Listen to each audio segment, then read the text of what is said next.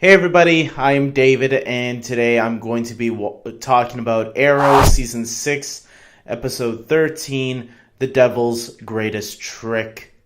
And wow, this was a really good episode, so let's start talking about this. I really enjoyed, I thought this was a really well-paced episode. From beginning to end, there was non-stop things going on that really held my interest. And that's tough for me to say this year for a lot of the Arrowverse shows, because sometimes there is an episode or two where you get, an episode where it lags or there's storylines you don't really care too much for. But in this episode, I really was digging everything. Let's start off with this whole Laurel, Dinah versus Dinah situation. Dinah is getting revenge for what Laurel from Earth 2, Black Siren, did in the previous episode where she killed Vigilante. And Quentin obviously doesn't want her killed. He's doing his best to find goodness inside of her, and he finds it towards the end of the episode when they're all captured there at the end, where he hears from Cayden James. Cayden James realizes you hesitated, and Quentin, I thought everybody else would have heard that too, and I thought Dinah was in the room when that was going on, but I guess not. Where he acknowledges that yes, she did hesitate. Quentin hears it, so now he's even more convinced that there's a way to save Laurel. And I knew this was going to happen ever since they introduced this character at the end of Flash Season 2, that they were going to use this Laurel to redeem her and have her become the new Laurel. Because something that a lot of people didn't like about the original Laurel was that when she was trying for the training and all that, when she was training with Wildcats and stuff like that in Season 3, and then became Black Canary, a lot of people felt it was way too rushed, and this character did not have the skills and potential to be Black Canary. For me, someone like me, I thought it was a fine transition. Yeah, it was a little bumpy, and yeah, there were some moments that was a little cringeworthy, but whatever. I was okay with it. It's television after all. We are allowed to suspend our disbeliefs a little bit and give the show a little bit of leeway once in a while, but I was fine with it. And I actually thought Laurel, the original Laurel, grew on me. So when they killed her off, I was sad, but when I saw this one appear, I was like, okay, this is their way of not getting rid of Laurel. This is their way of bringing her back, and they did. And clearly now we're seeing this redemption arc play out, and I'm liking it. I think it's great. I don't know what they're doing with Dinah though. I still think they might. I think last week I said this. I think they might have Dinah go down a dark path, and she'll be the bad guy as Laurel now becomes the good guy. We'll see how that all plays out, but I'm liking it. I'm liking it. And then we also have in this episode Cayden James, which I guess is the A storyline of this episode. The Black Canary stuff was the B list or the B storyline. This was the A storyline with Cayden James going after Oliver, but Oliver proving to him once and for all, no, look, this is who actually killed your son.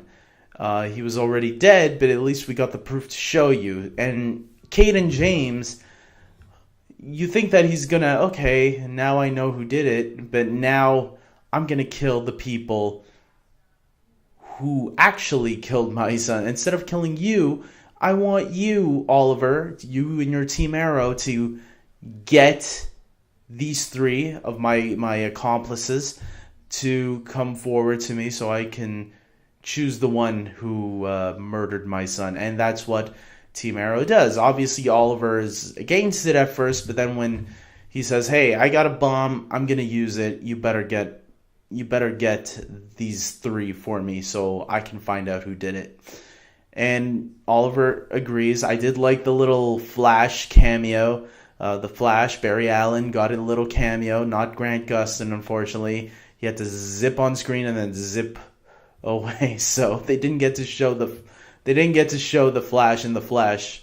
But it was a nice little cameo. I thought it was a clever way of doing it. And they kind of did it last year when Oliver went to Central City to meet Singh, Barry's police, his officer in charge, his boss. Yeah, I thought that little cameo was nice. When they were all at that abandoned theater or whatever, I actually thought, because William comes in during that scene when Cayden James is waiting for everybody to show up, and he has the button in his hand and he's ready to like explode the whole place. I actually did think that they were gonna kill off William, and I was surprised that they didn't in this episode. They actually, nope, William's alive. I think they wanted us to feel that emotion, because sometimes the what happens in the flashbacks kind of relate back to the present day, and the flashbacks were all about Cayden James, which I enjoyed. I liked seeing his backstory and where he came from and how he got to where he is. I actually thought the flashbacks, this is how the flashbacks should be. Use them when you need them. And this was an episode that gave us something, and it tied into the present day really well. That's what made the flashbacks in the earlier seasons, I think, work really well, and it's now working once again here. So yeah, don't overuse the flashbacks, only when you need them, like this episode and the previous episode. So bravo for that. I will say, so William, I thought he was going to die. I'm surprised they didn't kill him off. I don't want William to die, because I do think the William dynamic adds something new to Oliver's character. Like when he had that moment with his son where he was like trying to protect him, and that's what made Cayden James realize, man, maybe the truth is I'm the failure. And then Oliver, obviously, he shoots him with the arrow right after. Yeah, and by that point I was wondering, well, where are they going with this? I will say the reveal of who was the actual traitor was not shocking to me, because Laurel, I think we all kind of guessed that she wasn't going to be the villain, or she wasn't going to be the one who did it, because just like Cayden James, we saw her hesitate last week. So I wasn't buying that bullshit at all. And Tenali, I actually believed him when he said he didn't do it. He said it before, and he does seem like a man of his word, an honorable. he fights with honor, and so I did believe him when he said that. And then we finally got the other guy, whose name I'm forgetting already, but he's a really good actor. He's played by a really good actor, and now knowing that he is the main villain for the rest of the season, from this episode going forward, yeah, I'm really excited, because that last scene where he kills Cayden James, right, and then tells him, oh, by the way, I killed your son. Wow, that's like that is some, man, how do I say this? He just showed what kind of a bastard he is. So it's going to be great, and he wants to take control of the city now, as he told Cayden. And man, Cayden didn't even get to go and see his son's grave. Like, that was his request from Oliver, and Oliver's like, yeah, sure, maybe we can make that happen. So the fact that now, no, he's not going to get that chance, that kind of sucks, man. Yeah, I'm looking forward to the rest of this season now, especially now knowing who the real brain behind this season was this entire time. I'm looking forward to seeing how this is going to play out, and when Oliver finds out who the real mastermind is right now, As Felicity said, why doesn't it feel like we haven't won, even though we have?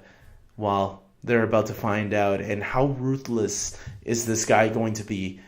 Clearly, Cayden James was the mind, but this is going to be the physical threat, I think, maybe, and the mastermind as well. So it's going to, and what his plan is, like, how is he going to take over the city? He said he had a few people in the law enforcement, I believe, that he had helping him.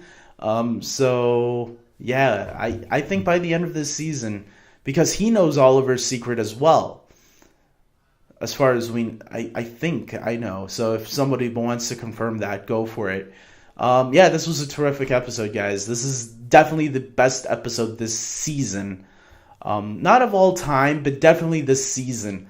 It's been the best. So Arrow, it's good to have you back again. You've been killing it last season, and it looks like you're killing it again this season. I'm loving it. So I guess that's it, guys. Leave your comments below if you've seen this episode of Arrow. What did you think of it? Like this video, subscribe to my channel, especially if you're a huge fan of the Arrowverse. Remember, I also do my DC TV weekly rankings on Saturday, where I rank all the DC TV shows throughout the week. This week coming up, we got Legends of Tomorrow returning. So this week of DC weekly rankings, I'll be doing the last episode of Supergirl, which aired this week. We'll see where that one ranks. Yeah, until then, take care.